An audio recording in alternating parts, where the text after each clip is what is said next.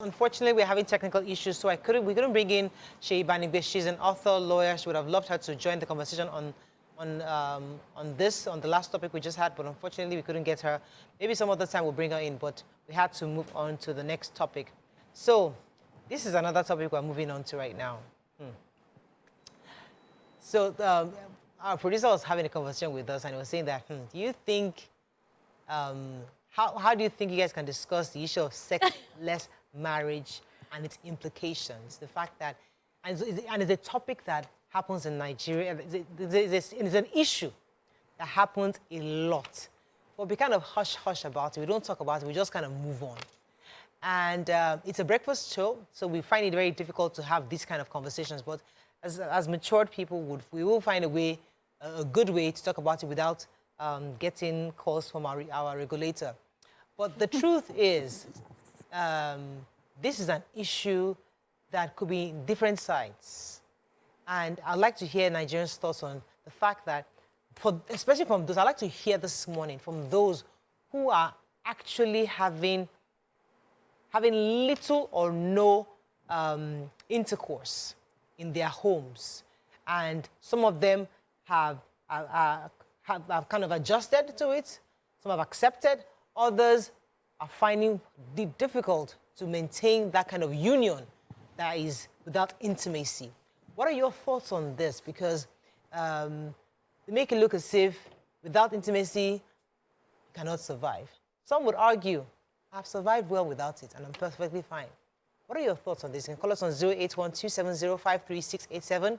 You can also tweet to us at TVC Connect. Please hashtag YourView TVC so we can read your tweets. Mara, let me start with you because this issue, as I said, is a very sensitive matter. And on social media today, people make it look as if sex sells. I think we're talking about sex sells. Right. Everything has to be sexual, you know, and then the people preach, oh, this has to be your marriage, husband, wife. We get this thinking. And but there are many homes that are not having intimacy at all, and they're still surviving. Do you think it's possible, or it's just a lie, some kind of a lie they're living, that one day they will just bust open and go and cheat somehow? It's a tough topic, because first of all, I like to separate sex and intimacy. I think they're two different things, and I think that you can have sex and not have intimacy, and there's sometimes intimacy happens without, like in this case, where for our conversation, we can't use the word. You shouldn't use intimacy. I wanted to use intimacy to cover everything. To cover everything, okay. Just for the sake of the conversation. See, there are many reasons why this intimacy does not happen, right? And I think sometimes because of the reason why, people are better able to be patient and see it through or live through it for the rest of their lives.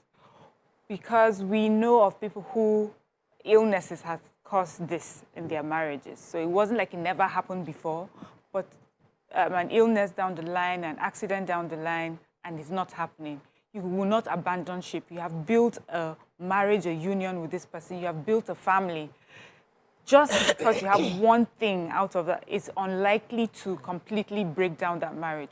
There will be new tensions and new pressures in that marriage, but I don't feel that that is enough to break a home. After all, there are people who are in sexless marriages, not because there's an issue, but because one person, in most cases the men, don't find you attractive anymore. You're older, you've had 6 children, your body has changed. I'm a man, I'm allowed to have as many, so I go and I have a younger woman and I have a hotter woman, you know. And here you are living through it. What can you do? Especially, I think, for women, like generations before us, they've had to live through marriages like that. They know that that place has closed. They are not even looking towards it. They have now decided, I'm facing my children. I'm making sure that whatever blessings God is going to give me through this, that is where, you know, I will concentrate on. Why do modern women make it look as if it's a taboo? Because, I mean, I'm happy that Bobi actually is not here today because she should have defied this topic. I'm just she's be jumping wherever she is. You know, because modern women, you know, people are like, you've not had it in 2 months? Hey, how is that possible? And you're thinking, what is wrong with these ones? Like, so why don't people make it look, and even motivational speakers, Pastors will tell you, you know, if you don't do it, something will happen to you. And you're thinking to yourself, our mothers were well okay without this thing. And why we make it look as if it's the beginning and ending to all? What are your thoughts on this? Why do we make it such a big deal? Do you think it's a big deal? I think it is. I think it is. And you see, for those mothers, those are mothers who didn't have a problem with sex or who had closed up that department, they know in their heart of heart that the man is getting it somewhere else. So what they just do is to just say, my children, they find pleasure in other things around the marriage. It could be money, it could be children. But then sex is no longer the pleasure. So they're like, okay, I'm in this relationship, I'm not leaving, you know, for this reason. Now, it's a big deal also because, ladies, have you ever had sex? Intimacy. Breakfast show. Sorry. Before they send love letter. Yes. Have you ever had, you know, that's conjugal blessing with someone you love, and you know truly they love you right back, and it's not selfish. It's like you praising God together. I love the way It releases your stress. Your entire Exercise releases your stress being. too. Exercise releases your stress. Exactly. No. But it's also the easiest. Why do you have to go to the gym? You're not paying anybody. Mariah is joking. No. Your partner You release is your... the... It's released. I have to look for the breakfast word to use. The release at the end of intimacy. When you get to Jerusalem. It is not, yes, but when you fireworks. get to the release where And you... they- So it's you different see, from the release you get after a workout. Yes, you feel happy, but they're two different things. and there's besides, nothing in the exactly. world that She's replaces talking that. from experience. Yeah. Of course, I have 2 children.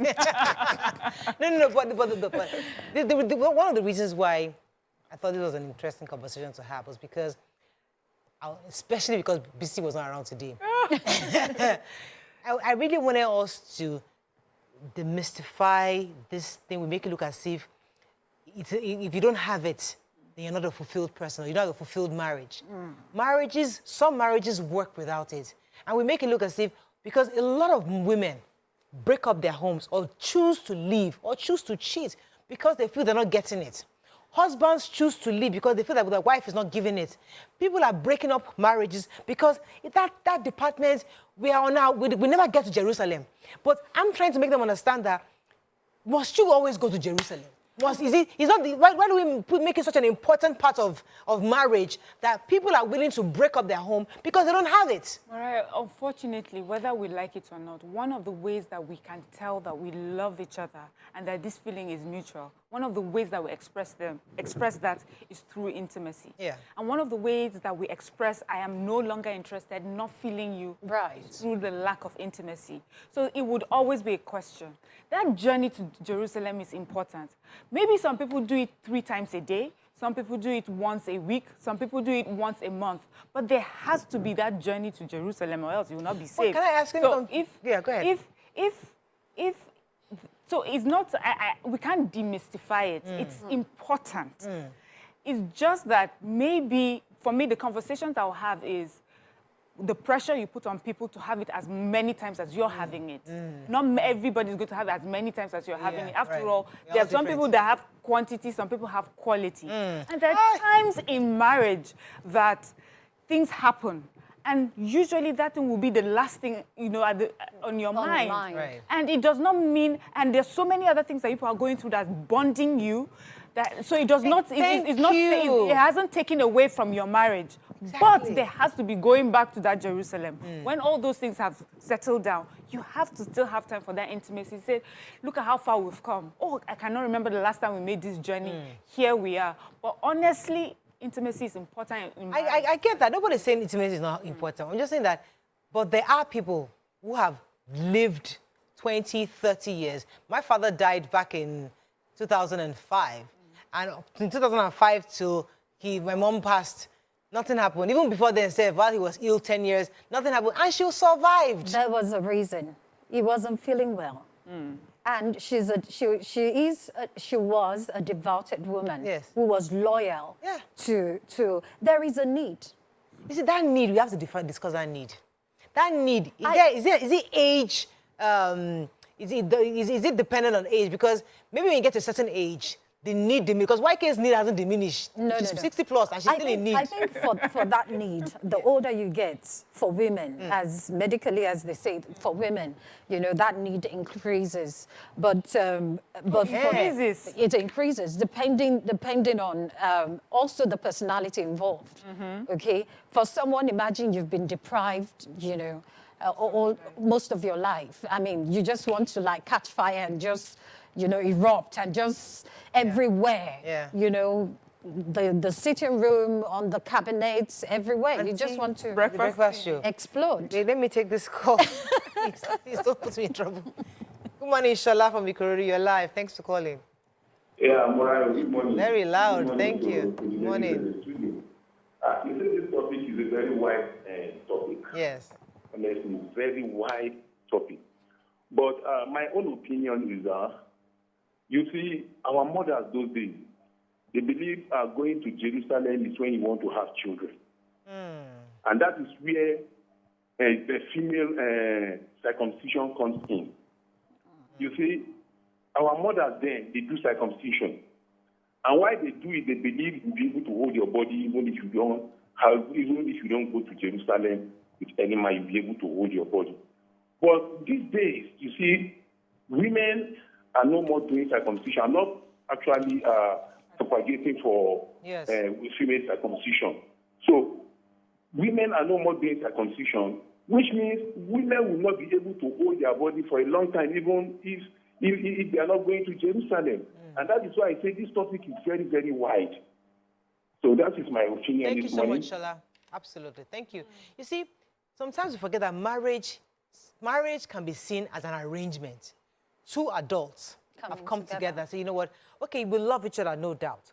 But two adults can say, this our love is to procreate. And this our procreation would have 2 children.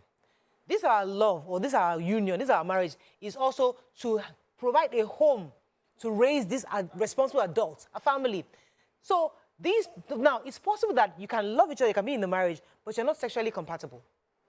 Or both of you feel like, you know what, she's a nice girl. I got her in from whatever it is. She's a good way, good home, good family, good genes. She's beautiful. And my children will be fine. Everything. And you just have that nice arrangement. But the connection, the journey to Jerusalem is with the companion that both of you must be in sync. But you're not in sync. So you're in sync in every other thing except that area. So a man can say, you know what, I have you. Let me find the one that I am. That's why a man might say, I want 2 wives, 3 wives. Because polygamy is to say, the one I have in the house is a homemaker. That's her own work.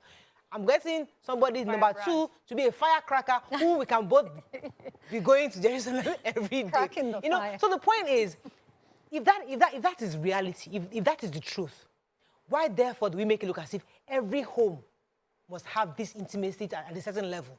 Because people have marriages without it, and they're surviving perfectly, and they're okay with the arrangement. The man might not even cheat, the woman might not even cheat, but they're actually perfectly fine. But the media, the celebrities, people who are talking out there, put it in their minds, their subconscious, that because this one is not there, so you have a perfect marriage, you make it an issue. You start fighting with your husband, fighting with your wife. This thing, you must give me, you must give me. And we have a perfect marriage. So why we make it look as if it's the beginning and end of life? If that component is on your marriage, it's going to collapse. And I know there are people that are out there who are not doing it and they're happy. I'm going to say, which you also mentioned, Miriam mentioned earlier. And I think if you look at the scripture, as a Christian, it holds that department as something that should be part of a home. Okay, it's part of your genetics. Really? But the feelings are there. The feelings are there. God put them there. You understand? You can't, except you want to be an eunuch.